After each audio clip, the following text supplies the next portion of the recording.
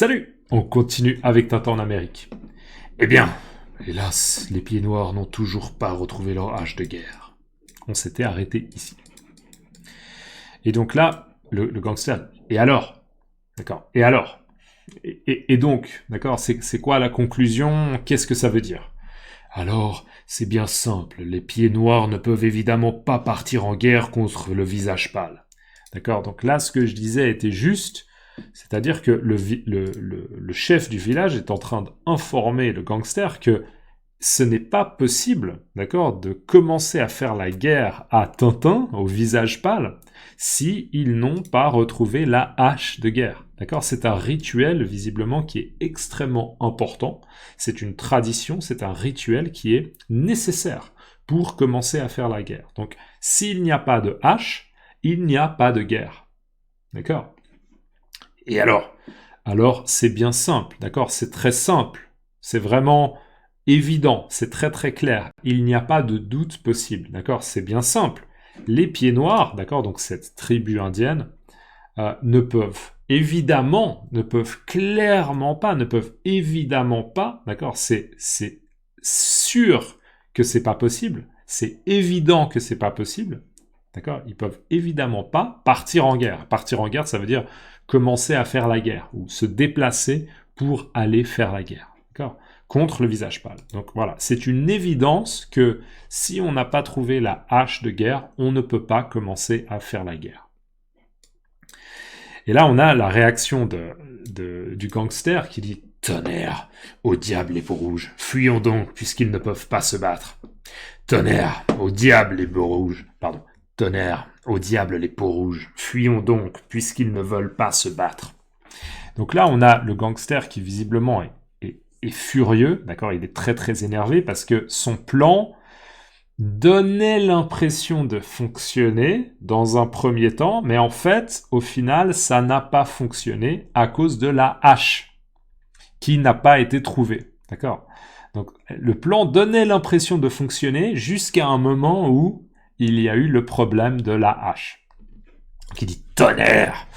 Tonnerre! Ah non, ça alors! Ah, nom d'une pipe !» D'accord, révision, nom d'une pipe. Mais tonnerre, c'est un peu plus fort que nom d'une pipe. Hein. Ah, tonnerre! Au diable les peaux rouges. Alors le diable, je vous rappelle en français, le diable, c'est cette créature un peu rouge comme ça qui a fait « Je suis le mal », d'accord, le diable. Donc au diable, ça veut dire « Ah, j'en ai marre de d'accord, je déteste d'accord, au diable, je déteste j'en ai marre de c'est très négatif, d'accord. J'ai noté au diable. On peut dire au diable quand on veut se débarrasser de d'accord. Par exemple, imaginez vous regardez une vidéo sur YouTube et justement au début il y a une publicité, d'accord. Il y a de la publicité et vous êtes au diable les publicités YouTube, d'accord. Au diable les publicités YouTube. D'accord. J'en ai marre des publicités YouTube. J'ai envie de me débarrasser des publicités YouTube. Ok. Donc au diable, je regarde juste mes notes. Ouais.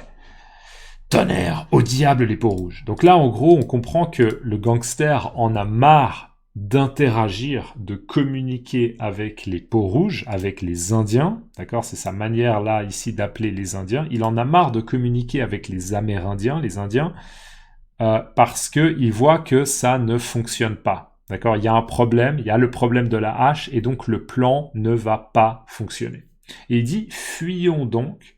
Donc en gros là c'est nous fuyons donc, même s'il est seul, c'est comme s'il proposait c'est comme s'il faisait une proposition à plusieurs personnes. D'accord? Mais souvent, quand on parle même tout seul, on va dire fuyons. D'accord? Allez, fuyons donc. Donc, on va s'enfuir, on va partir du village des Indiens, puisqu'ils ne veulent pas se battre. Là, le puisqu'ils ne veulent pas se battre, c'est la même chose que étant donné qu'ils ne veulent pas se battre.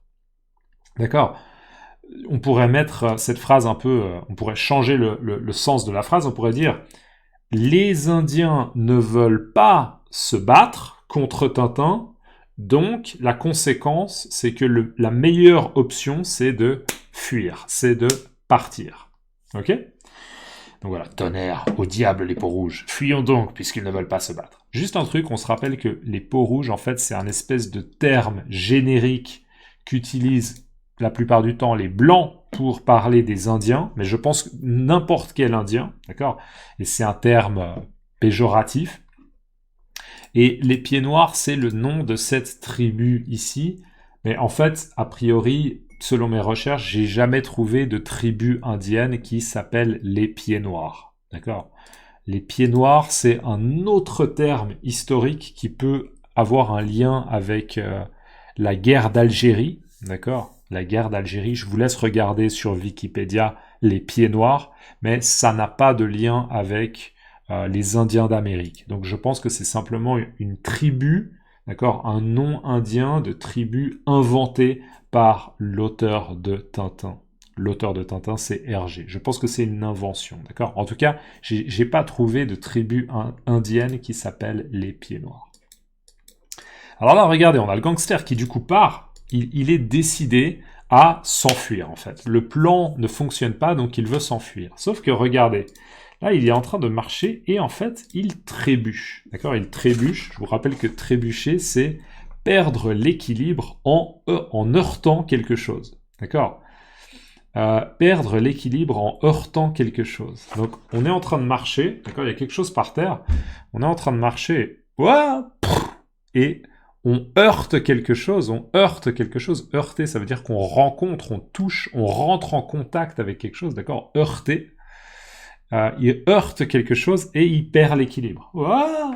D'accord, il tombe. C'est ce qu'on appelle trébucher. Donc là, en fait, il trébuche et on voit quelque chose là de rouge qui dépasse du sol. Donc il trébuche, il tombe. Et là, le chef du village dit « La hache ! La hache !» Donc en fait, il s'agissait de la hache. Alors, on voit pas le côté de la hache avec la lame. D'accord, la lame, c'est ce qui coupe. La lame, d'accord? C'est pas le côté de la lame, c'est le côté du manche, d'accord? Le manche. Le manche, si jamais c'est M-A-N-C-H-E, le manche. D'accord? Donc c'est l'autre extrémité, c'est l'autre côté, et le manche, c'est ce qu'on tient avec notre main quand on utilise une hache. Ok? On tient pas la hache par la lame, par ce qui coupe. Ok? Non, on tient la hache par le manche, On peut utiliser un manche pour un balai, ok, un manche à balai. Le manche de la hache, d'accord? Le manche. La hache! Et là, on voit d'autres Indiens qui constatent en effet qu'il s'agit de la hache. Et là, on voit le gangster qui est très très surpris, qui dit « Vraiment? Vraiment? Incroyable. » Donc probablement que on pourrait dire que c'est un ascenseur émotionnel, d'accord? Un ascenseur émotionnel, c'est quand les émotions vont dans le positif, et après dans le négatif, et après dans le positif à nouveau, d'accord? Parce que dans un premier temps, il a tenté son plan, il a tenté de manipuler les Indiens, et ça a fonctionné. Donc il était très content, il a dit « Super, mon plan fonctionne ». Après, il y a eu le problème de la hache. Alors il s'est dit « Oh mon Dieu, le plan ne va pas fonctionner ». Donc l'ascenseur émotionnel est redescendu, et là, il était vraiment pas content. Et là, il s'apprête à partir, et il trébuche, en fait, sur la hache, et du coup, à nouveau, oh, super, c'est une bonne nouvelle, d'accord? Donc, ce qu'on appelle un ascenseur émotionnel. Ce qu'on appelle un ascenseur émotionnel. Si vous aimez bien ce terme, vous pouvez le mettre dans les commentaires. Donc là, on a le chef du village qui dit « Notre hache est retrouvée! Le grand Manitou veut la guerre !» D'accord? Donc là, en fait, le chef du village l'interprète comme un signe. C'est un signe, d'accord? C'est un signe d'une divinité, d'un dieu. Peut-être c'est un signe du destin. Notre hache est retrouvée. Donc là, vous voyez la hache. Hein? Ça, c'est le manche de la hache. Et ça, c'est le côté avec la lame. D'accord? Notre hache a été retrouvée, on a retrouvé la hache. Notre hache est retrouvée. Le grand Manitou veut la guerre. Donc le grand Manitou, c'est cette divinité, d'accord? C'est comme si c'était leur dieu, d'accord? Le dieu, notre dieu veut la guerre, d'accord? Donc c'est en fait un message de la part du dieu des Indiens, ou d'un des dieux des Indiens, qui dit « Ok, vous devez faire la guerre », d'accord? Donc il l'interprète comme un message, comme un signe. Et on a le gangster là qui dit « Voilà une heureuse chute. Voilà une heureuse chute. » Là, en fait, ce qu'il veut dire, c'est que malgré le fait que, en général, le fait de tomber, ce soit négatif, d'accord? Généralement, quand on tombe, Ouah, quand on tombe, quand on fait une chute, d'accord? Quand on tombe, quand on fait une chute, lorsqu'on tombe, lorsqu'on fait une chute, généralement c'est négatif, d'accord? C'est pas très agréable, ça fait mal. Ah! Je me suis fait mal, d'accord? Ça fait mal. Mais là, en fait, c'est une heureuse chute. Pourquoi? Parce que c'est avantageux pour lui, d'accord? Ça amène quelque chose de positif pour lui parce que ils ont retrouvé la hache et donc finalement le plan va probablement fonctionner pour lui. D'accord? Donc c'est une heureuse chute. C'est une chute qui apporte quelque chose de positif. Notre hache est retrouvée. Le grand Manitou va la guerre. Voilà une heureuse chute. Voilà. Dans les commentaires, s'il vous plaît, laissez-moi le mot hache. D'accord? Comment vous dites ça? Dans votre langue. Une hache, d'accord? Une hache. Donc mettez s'il vous plaît en français hache, vous l'écrivez en français, et après vous l'écrivez dans votre langue maternelle, comme ça me fait réviser. Parce que là, comme ça de tête, j'arrive pas à savoir comment on dit hache en allemand. J'arrive pas, je pense que je sais pas non plus en espagnol. En ce moment, je suis en train d'apprendre le portugais. Donc comment on dit en portugais hache?